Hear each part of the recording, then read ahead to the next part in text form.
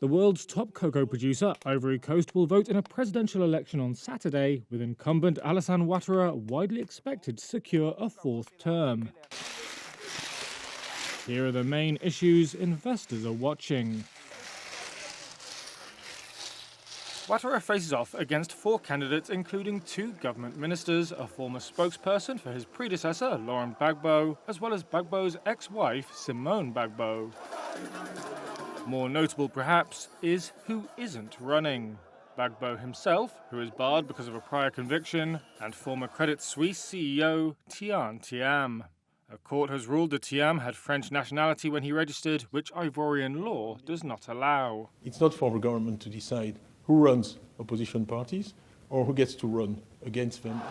That leaves Ouattara highly favoured to win. He's brushed off concerns about his age and health, saying Ivory Coast needs experience in the face of security, economic and monetary challenges.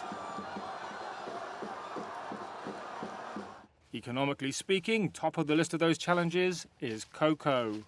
It's the lifeblood of the economy, but production is declining.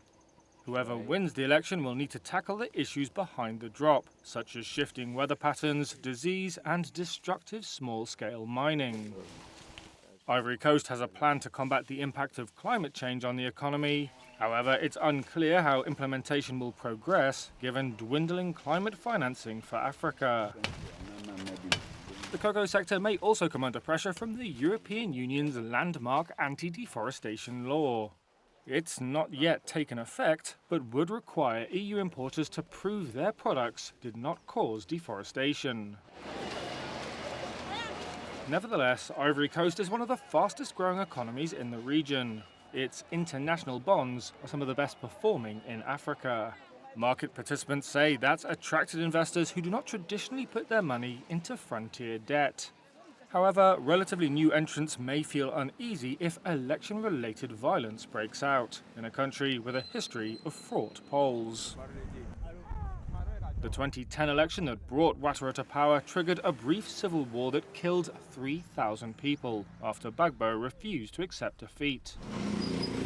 Some 85 people died in clashes surrounding the 2020 vote, which the opposition boycotted over Ouattara's decision to run for a third term, despite a constitutional two-term limit.